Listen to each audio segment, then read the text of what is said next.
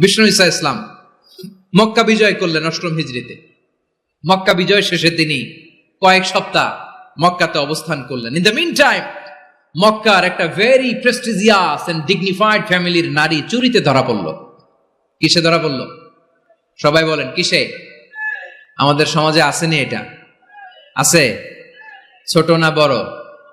হ্যাঁ, হিসাব করে শেষ করা যায় না। ৩.৫ লাখ কোটি টাকা নাই উন্নয়ন প্রকল্পের নামে। উন্নয়ন প্রকল্পের নামে ৩.৫ লাখ কোটি টাকা নাই। ৩.৫ লাখ কোটি টাকা লিখতে পারবেন আপনি? এক টানে লিখতে পারবেন?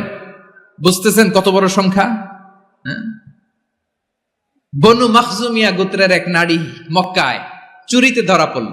বলেন তো চুরি করলে বিধান কি? কি কাটতে হবে? চুরির বিধান হলো হাত কেটে দাও। দাও সেটা গোপনে নয়, প্রকাশ্যে জনসম্মুখে হাত কেটে দাও। বনু মাখজুমিয়া গোত্রের নারী যখন চুরিতে ধরা পড়লো, সাহাবারা চিন্তায় পড়ে গেলেন। সবেমাত্র মক্কার লোকেরা কালিমা পড়ে মুসলমান হয়েছে, ইসলামের আইন কানুন তেমন জানে না, ইসলামী শরিয়ার সাথে বেশি পরিচিত নয়।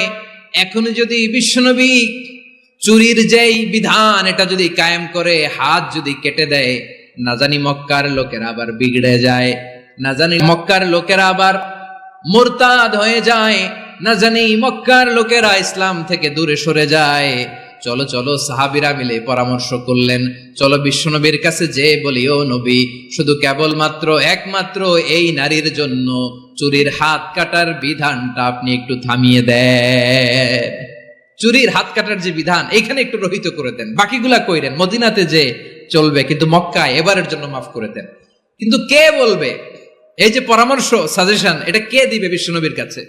সাহাবারা চিন্তায় পড়ে গেলেন। আল্লাহর নবীর সামনে দাঁড়িয়ে আল্লাহর দেয়া হুদুদ, আল্লাহর দেয়া বিধান থামিয়ে দেওয়া, মাফ করে দেওয়া, এই কথা বিশ্বনবীর সামনে বলার সাহস তো কেউ রাখে না। কেউ কেউ বলল, বিশ্বনবীর পালক পুত্র যায়েদ বিন হারেসার সন্তান উসামারে বিশ্বনবী নাতির মতো আদর করে, বড্ড বেশি ভালোবাসে উসামারে। এজন্য সাহাবারা উসামাকে বলতো হিব্বু রাসূলিল্লাহ, বিশ্বনবীর ভালোবাসা। কি বলতো? সাহাবীরা বললেন বিশ্বনবীর ভালোবাসা হিব্বু রাসূলিল্লাহ, উসামারে পাঠাও। উসামারে বিশ্বনবী নাতির মতো স্নেহ করে, মায়া করে, ভালোবাসে। আমরা পারবো না, উসামা পারবে। সবাই মিলে ফুলিয়ে ফুসিয়ে উসামাকে, ছোট্ট উসামাকে রাজি করালো। উসামা এমন এমন কথা যে তুমি বিশ্বনবীর কাছে বলতে হবে, পারবা নাকি? উসামা বলে পারবো। সাইয়েদনা উসামা রাদিয়াল্লাহু তাআলা আনহু তরুণ সাহাবী বিশ্বনবীর কাছে গেলেন, যে বললেন, নবী, বনু মাখজুমিয়া গোত্রের এক নারী চুরিতে ধরা পড়েছে, এবারের জন্য কি এই মহিলাটারে মাফ করে দিলে হয় না? এবারের জন্য একটু ক্ষমা করা যায় না নবী? বিশ্বনবী বলেন, আতাশফাউ ফি হাদ্দিম মিন হুদুদিল্লাহ, তোমার এত বড় সাহস উসামা, তুমি আল্লাহর হাত, আল্লাহর দেয়া বিধান, এটার ব্যাপারে সুপারিশ করতে এসেছো?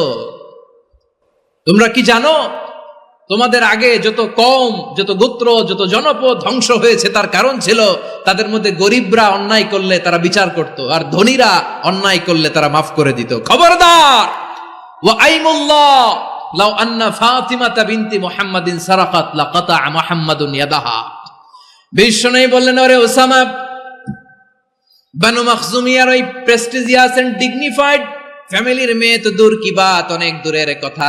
জেনে রেখো উসামা, আমার কলিজার টুকরা, নয়নের পুটুলি ফাতেমাও যদি মক্কার জমিনে আজকে এই চুরির দায়ে ধরা পড়তো, আমি বিশ্বনবী মুহাম্মাদুর রাসূলুল্লাহ ধরে ফাতেমার ডান হাতটা কেটে দিতে এক বিলম্ব দেরি করতাম না। ইন্নাল্লাহা ইয়া'মুরু বিল আদল, আমাদেরকে জাস্টিস শিখায় পশ্চিমারা, আমাদেরকে ইনসাফ শিখায়, আমাদেরকে সুশাসন শিখায়। আর ইনসাফ, সুশাসন, ন্যায় বিচার, সুবিচার, জাস্টিস কারে বলে বিশ্বনবীর বায়োগ্রাফি থেকে জেনে নাও। এই ছিল বিষ্ণু ঈসা ইসলামের আদালতের নমুনা।